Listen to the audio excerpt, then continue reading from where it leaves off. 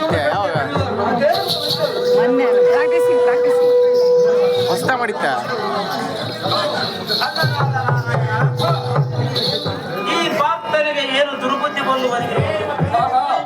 ನಾನು ಎಷ್ಟು ಹೇಳಿದರೆ ಈತನಿಗೆ ಬುದ್ಧಿ ಹೇಳಬಾರದೆ ಅಣ್ಣಯ್ಯ. ಓ ಕೃಷ್ಣಮೂರ್ತಿ, ಪರಮಾತ್ಮನ ಅಣ್ಣಯ್ಯ, ಪಾಂಡವರ ಬಾಳು ಹದಿಗೆಟ್ಟು ಹೋಗಿ ಸಭಾ ಜನರು ನಗುವಂತೆ ಮಾಡಿತು. ನಮಗೆ ಅವಮಾನವಲ್ಲದೆ ನೀನು ಏಸಿಸಿ ನೋಡು ದ್ವಾರಕೇಶ. ಅಮ್ಮ ತಂಗಿಯಾದ ದ್ರೌಪದಿಯೇ ಕೇಳು, ಈ ಜಗತ್ತಿನಲ್ಲಿ ನಿನ್ನ ಪತಿಗಳು ಬಲವಂತವರು. ನಾವು ಹೇಳಿದ ಮಾತು ಅವರ ಮನಸ್ಸಿಗೆ ಬಂದಿದೆ. ತಂಗಿ, ನೀವು ಸಹ ಒಂದು ಸಮಯ ಅವರು ಹೇಳಿದಂತೆ ಕೇಳಿಕೊಂಡಿರಬೇಕಾಗುತ್ತದೆ ಹೊರತು ಈ ವೇಳೆಯಲ್ಲಿ ನಮ್ಮ ಮಾತು ಕೇಳುವುದಿಲ್ಲ. ಅಮ್ಮ ದ್ರೌಪದಿ, ಬಡವರ ಮಾತು ಅವರು ಕೇಳುವುದಿಲ್ಲ. ಬಲಾಢ್ಯರಿಗೆ ನಾನು ಹೇಳಿದ್ರೆ ಕೇಳುವರೇ ನಮ್ಮ ತಂಗಿ ಮಂಗಳಾಗಿ. ಹೌದು, ದ್ವಾರಕೇಶನಾದ ವಿಷ್ಣು ಹಾಸನನ ಮಾತುಗಳು ಆಡ್ತೀಯ.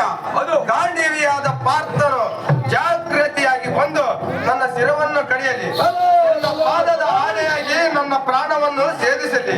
ನನಗೆ ಈ ಭೂಮಿಯ ಮೇಲೆ ರಾಜ್ಯವನ್ನು ಆಳಬೇಕೆಂಬ ಆಸೆಯೂ ನನಗಿಲ್ಲ. ಈ ಅಣ್ಣ ತಮ್ಮಂದಿರ ಮೇಲೆ ಆಸೆಯೂ ನನಗೆ ಇರುವುದಿಲ್ಲ. ಈ ಬಂಧು ಬಳಗದ ಮೇಲೆ ಆಸೆಯೂ ನನಗೆ ಇರುವುದಿಲ್ಲ. ಈ ಭೂಮಿಯ ಮೇಲೆ ಜೀವಿಸುವುದಕ್ಕಿಂತ ನನ್ನ ತಮ್ಮನೇ ನನ್ನ ಶಿರವನ್ನು ಕಡಿಯಲಿ. ಕಂಡಯ ಕೃಷ್ಣಮೂರ್ತಿ? ಸಾರಥಿ, ಅಣ್ಣ ತಮ್ಮಂದಿರ ಒಳ ಜಗಳದಲ್ಲಿ ಬಿಡಿಸುವವರು ಯಾರು? ಹೇಳುವುದಕ್ಕಿಂತ ಕಡೆಗೆ ನಾನು ಹೋಗುವುದು ಲೇಸಾಗುವುದು. ನಾನು ಮಾತ್ರ ಇನ್ನು ಹೋಗುವೆನು. ನಿಷ್ಠೆಯಿಂದ ಇದರ ಗುಣವೇ ನನಗೆ ಬೇಕಾಗುವುದಿಲ್ಲ ಸಾರಥಿ. ಹೌದು ಸ್ವಾಮಿ, ಸುಮ್ಮನೆ ಜಾಗ ಬಿಡೋದು ಮೇಲು. ಕುಂತಿ ಎಲ್ಲಿ ಮಾಡ್ತೀಯ ವಾಂತಿ?